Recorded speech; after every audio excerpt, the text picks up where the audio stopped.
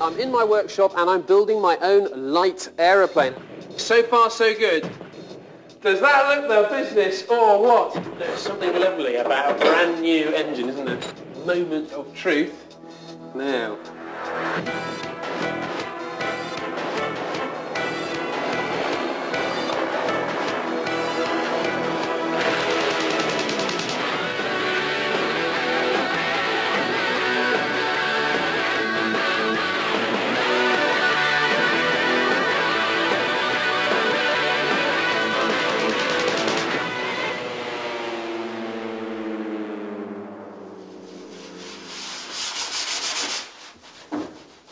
Welcome my plane building chums to A Plane Is Born. Just doing a little bit of sanding here. Very important job that takes a very long time to do because the paint, when this gets painted, will not stick to this very shiny fiberglass. The whole lot has to be scuff sanded with 80 grit paper to be able to take the paint and the filler. It's a job you don't want to tackle all in one go, let me tell you, because it will drive you completely crazy. So you do it in little bits, and it's a chance to think about that job that I really don't want to do, which is wiring up my instrument panel. So a bit more scuff sanding.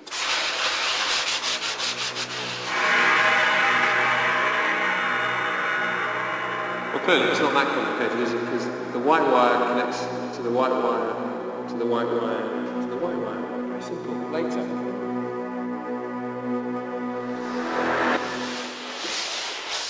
You know, the problem is, there is no later. If I want to fly this thing, I've got to build an instrument panel. So it's throw away the grit paper and have a look at my instrument panel. This is how it comes from the manufacturer. It's already pre-made and shaped. The instruments will go in here, the radios and stuff go in this side.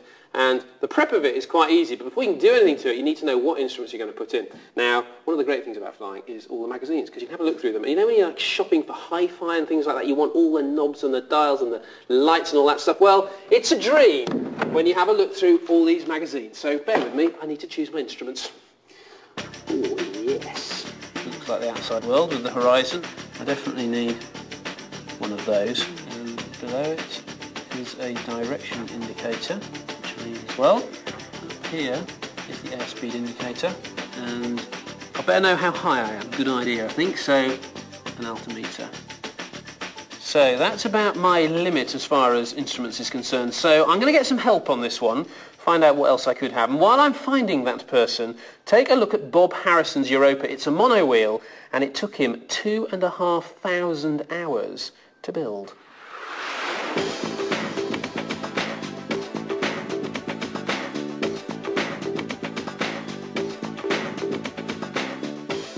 The aircraft is a Europa, home built. It is originally built with a monowheel principle with an alternative enabling it to go to tri-gear. I think it's taken me in the region of 2,500 hours. All my private time, evening times, kept me away from TV, thank goodness, weekend working, every spare minute I've got, or I've had, has gone into working on the plane over the 3 years I've been doing it. I think really on the difficulty side was getting used to using composite materials. It's the first time I've ever done any fiberglass work, although I served my time as an apprentice at Rolls-Royce Aero Engines. I'd never done any composite work whatsoever, and I found that very interesting. You can make a lot of shortcuts by seeing how other people have gone on. There was a syndicate of 5 building another aircraft about 5 miles away, and I started about 2 years after them. So it was extremely useful being able to pop across and see them working together. I mean, the capability of the aircraft is approaching 200 miles an hour, 700 mile range, and one of the most dear things that I want to do, I used to have an in-law lived at Thurso, right on the north coast of Scotland, which is 500 miles away, and I want to pop up there for a long weekend. I'm going to keep the plane in the garage at home. The wings are demountable. I'm hoping to be able to do maintenance work myself, save the expensive business of parking an aircraft on an airfield. Best advice to people who are thinking of doing such a project is to make sure they've done their money calculations before they embark on it, make sure that the wife's comfortable with it, and be prepared to eliminate all other interests while they're doing it. Robin, he's here to help me from Adams Aviation. They sell all this kit. You know the people who come around and sell you mops and buckets and that kind of stuff? Well, Robin's the kind of aeronautical equivalent of that. He comes around with loads of kit. Look at this, it's fantastic. I've got a picture here to help us of the instrument panel that's been put in a previous Europa, so we can have that here. Now, what else do I need to think about as the absolute essentials? Well, as you said, Mark, the four basic instruments, they're the main ones that we'll use in any installation whatsoever. Recommended would be two others, a turn coordinator, for instance, on your bottom left here. Right. And maybe a VSI, a vertical speed indicator. Oh, right, the turn coordinator right. of the ball in it, isn't it? That's right. 6. Where do I go from there? Okay, well there you've got, basically you'll want some avionics. What does avionics actually mean, though? Does it not cover all these things as well? No, I mean, we look at these as instruments. Right. The avionics are basically your communications, your navigation equipment, there's many types of equipment come under the heading of avionics. Right. From GPS to basic comms, handhelds, that type of thing. And again, that's entirely up to you. Okay. A basic comm system, we've got a couple here that are actually instrument-size comms. God, that's tiny. If you have problem with room in the panel, these things are brilliant. Again, here we've got some various GPS systems. GPS has been the single biggest leap forward in navigation over the last decade for aviation, using satellites that are running around in the sky. One of the biggest worries for me is when you're flying, there's a lot to think about as a kind of junior novice pilot. And you're doing a bit of navigation, you end up over a town, you think it's, say, Evesham, but you're not sure. And you're trying to keep your height, you're trying to keep, everything else sorted out in the plane. And it's like, really, well, is this Evesham or not? And you're trying to look at, every time I look at my map, I start descending. Would a GPS be something that would actually, I could just look at it and just cross-check it and go, oh, yeah, it's exactly where I thought I was. Fine, bang, I can carry on flying. Absolutely. It's the single biggest advantage of having a GPS. You'll have, as you say, there, Evesham or whatever, all these towns will come up on your map. You'll be exactly, you have an arrow basically telling you exactly where you are in the sky and exactly what's under you. Railways, rivers, towns, basically down to whatever accuracy you want. And how much? About £350. Gosh, that's not bad for a sophisticated bit of kit like that, is it? Smashing piece of kit. Okay. We're using an intercom. This particular one is a stereo intercom. Right, so this is just for me to talk to the passenger. co-pilot, yeah. Passenger, yeah. Frankly, I don't think I'm going to need one of those because I don't know anybody who's going to be brave enough to come flying with me. No, you're right. Yeah. Although I might take Pete, mate. You'll come with me, won't you, Pete? No way. Charming, isn't it? You're on your own, mate. Absolutely charming. But I've ought to have one just in case, shouldn't I? No, absolutely, Really? yeah. So that's a fairly simple bit of kit, presumably. Yeah, and if you have a CD player or whatever in the aeroplane, you get bored, listen to some music, you can listen to it through that and that will give you in stereo. You are joking. You're not allowed to listen to CDs in your plane. Absolutely. It's got an automatic cut-off if there is any transmission through. Through air traffic control? Yeah. Superb. Bruce Springsteen in the air. Yeah. Yes! I've got to have that. I definitely want one of those. All right, now, this is all fairly complicated stuff, really. You don't know anybody who could help me wire it up? Well, it's a tough one. But there's a colleague down in Biggin Hill where we're from that I could put you in touch with. He's done probably about 7 or 8 of these panels. And, yeah. Is he cheap? Very. Excellent. Well, Robin's been a real help, and I now know exactly what instruments I want. So the next job is to start preparing the instrument panel to take the instruments themselves, and that involves marking it up and then cutting out, using hole cutters like these, the holes to put the instruments in. So I'll crack on with that right now. Oh, I bet you're wondering how much I spent on instruments, aren't you? Well, I can't tell you because it's too painful. So,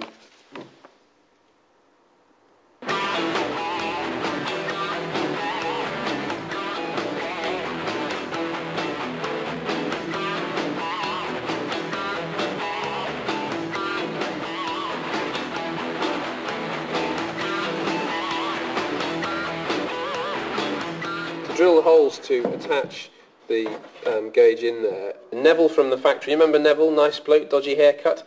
Well, he lent me this jig that he's made up. I've marked it up already where I want it to lie. That sits in the hole like that. Just dial it round until it meets the marks.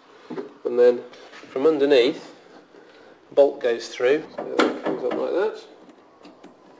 That's it, sorted. And all I've got to do is drill it through.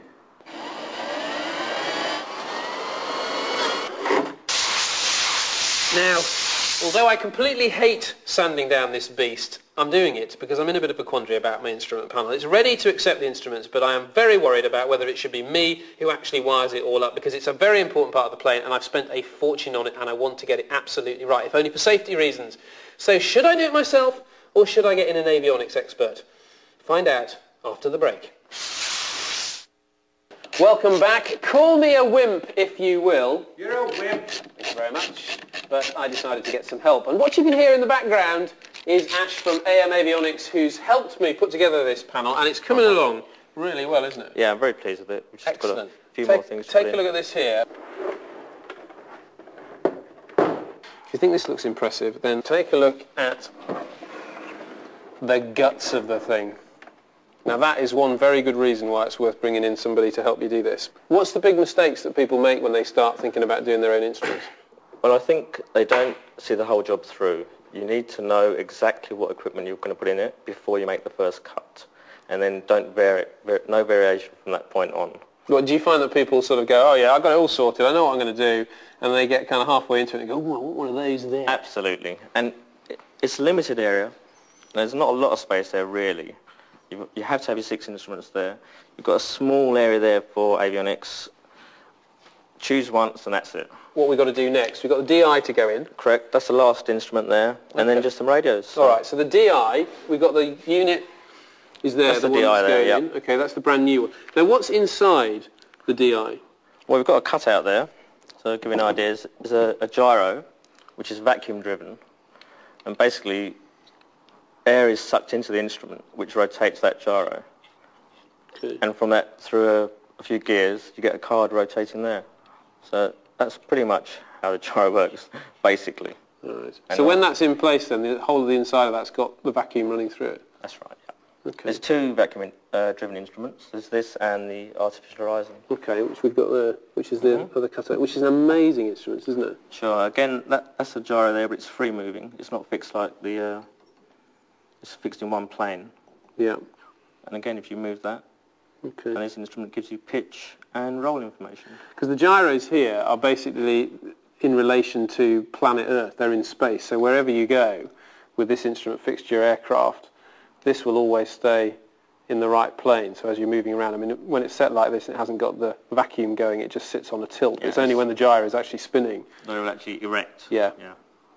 So it's a superb, really clever bit of engineering. Beautiful instrument. Really lovely. So that's that. We've already got that one in there. So should we pop the DI in? Sure, we can do that now. Okay, I've got the screws this side. We'll just put the old shaft through there. Can I just say, this is a really, really woofy colour for a screwdriver. Well, no one steals it. Now you'll notice, look, that every screw has been painted as well with the same stuff as the actual instrument panel. This surface finish on here is fantastic, isn't it? Yeah, it's a Nextel suede coat paint, which is very hard wearing, light, ideal for the job really. Do some people put, decide I want, leather covering Sure. or whatever? Sure, it depends on your taste. You know? I've seen panels with full leather, which looks very nice, but this is functional. But presumably you add leather on there, it adds weight, and the whole point of this plane is to make it as light Absolutely, as yeah. possible. So. Yeah, you want to keep it down to a minimum. Right, it's fantastic. Right. So first, transponder, yeah? That's right, yep. So just take me through how this works.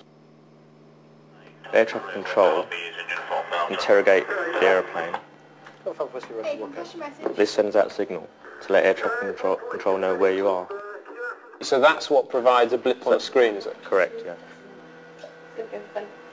ATC will tell you to squawk a code, and they may say squawk 7234. So you select that on your dials there, and then that code is transmitted to the ground. And they have a PPI display, a map basically of the sky and tell them where you are. And the codes here then you can also use in an emergency situation, can't That's you? right, yeah. And there's this lovely rhyme that you learn about which says 7.5, which is 7,500 quarter live, which means you've been hijacked. 7.6, which is 7,600, means in a fix, your radio's broken. And 7.7, 7,700 is going to heaven, mayday, something very serious has just happened to your aeroplane. Sure. So it's a very, very important bit of kit. It is, yes. Yeah. Okay. Next is the radio. Yeah, that's a VHF COM radio. Operates between 118 and 136 megahertz. And there's 25 kilohertz spacing, which gives you the 760 channels. You can actually set 10 frequencies in the memory. So if you've got a flight plan and you know you're going to go through different spaces and use different frequencies, you can preset the frequencies into the radio. Right. And by pressing that button there, you can just select 1 to 10. Oh, that's the frequency good. you like, yeah. Looks of the business. Now, we've pretty much finished the actual panel itself, haven't That's we? right, yeah. So what's next? Now we have to interface the panel with the aircraft. Hey, avionics. We're going to So, interface the absolutely. panel with the plane. That's right. We have What to. you like? We need engine monitoring systems. Right. All the sensors for the engine gauges, a battery so we can power the thing up, antennas, cables for the radio and the transponder. So there's a lot to do. There is. So get on with it. You're costing me a fortune. Thank you Fine. very much. Go interface, Ash. You join me at 2,000 feet. I'm now flying a twin, which is very interesting. But as you can see, it's extremely foggy. And I can't actually see where I'm going, so I'm having to try and fly by instruments. Oh, hell, I can't be bothered with this. Are we going to crash? No, we're not, because we're in a simulator. Hello! Yes, here we are. This is brilliant. This is just like flying for real. But you obviously can't see anything. So everything then you have to really, really focus on the instruments. Normally when you're flying, for like doing a PPL, you can only fly in visual meteorological conditions. Correct. Just explain what that means. Well, basically, it means that you can see out the window. So why do I need to know about how to fly just on the instruments when you can't see out the window? Right, it was part and parcel of the new JAR PPL skills test now, quite a sensible addition, is that if you inadvertently get into cloud, you want to put you in a situation that you're totally unfamiliar with and totally unprepared for.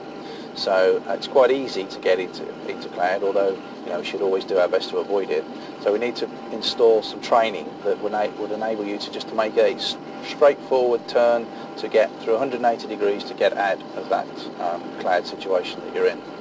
Right. So that's what we're going to have a look at. Let's make this as some part and parcel of the test scenario. So you're just flying into cloud, Denmark. What are we going to do? What are we going to do? I need to come out of cloud as quickly as possible. Okay. So I need to turn through 180 degrees. Good. So the first thing I'm going to do is to do 180 degrees. I'm going to stick that so I know where I've got to go to. Right. I just check everything. At the moment that's right. Ball is in the middle. It's okay. I know where I've got to go. I'm level and I'm at 4,100 feet. So I'm now going to do a left turn. So that's okay. I'm turning left. I'm at my 15 degree angle of bank. It's okay. I am turning in the right direction towards my heading. I'm climbing. So just pitch forward. Pitch forward. So still angle of bank. Airspeed's okay. 15 degrees. Still turning. I'll need to anticipate that in a minute. I'm not climbing or dropping. Altitude's okay. I want to anticipate my heading by half angle of bank, which is 7.5 degrees. So it's coming up to wings level. I probably left that too late. Okay, now I'm creeping off my heading here, so I need to turn slightly left. Airspeed's okay. Good. So it's a normal. Not climbing. Height's okay. Ball's in the middle. Airspeed's alright. That is really exhausting though. Yeah. So you wouldn't want to do it for very long, would you, hand flying? Because your eyes are, I can almost feel them like bulging from constantly, and how often, I mean in this scanning, Yeah. you literally virtually, your eyes are never off these instruments, so you're always going Always bang, bang, bang, bang, bang. For a few seconds you may have to change radio settings or to check other instruments, such as your T's and P's, but generally it's back. If they're not doing that, they're doing something else, so Right. the concentration is quite heavy. Back to my plane, and just look at this baby here. It's the business in my plane. Got all the stuff here for flying it, and on this side here we've got all the comms, which we want to test, don't we? Because it looks the business, and we switch it on, and oh my word, I can hear me speak to me, Ash. I can hear you loud and clear. Fantastic stuff. We've got the frequencies up. That's working. Flip flop, flip flop, flip flop, flip flop. I love it. Now up here, this will cut us in and out because this is a Yeah, it's a voice activation circuit on the intercom. right. Cuts out all the ambient noise when the mics aren't active. Right. So we just set it at the point where it'll come in every time we talk. That's great. Now that's set. Transponders all sorted. Yep. Fantastic. Turn that around. Light comes on. That's testing. Fantastic. Now down here, the business. Yep. Gone for the full Monty on the GPS. You've got your GPS. Oh yes, this is the business. Fantastic. I can even take this out and put it in my car. It's that good. So we're acquiring satellites any minute now. It We'll should know- tell us where we are, hopefully. Okay. Come on, here we go. Oh yes, we're on. And there it is. Fantastic. Right, so we're ready to go. Let's go. Tuning 125.65 please. Who's doing that? I'll put the QNH to 1005. Set the transponder to 7000. 7,000. Check flaps please. But there's no wings, Mark. Detail, detail. Use your imagination. We're taking off. Here we go. We're going up, we're going up. Look, I can see, I can see the whole of England. Fantastic. Oh, do you like my plane? Going right, going right, going right, going right. Banking, banking, banking. Don't lose height, don't lose height. Oh, my word. Pulling G, pulling G, pulling G. Turning to the left, left, there we go, left. Left. See you next time, by the way. Going up.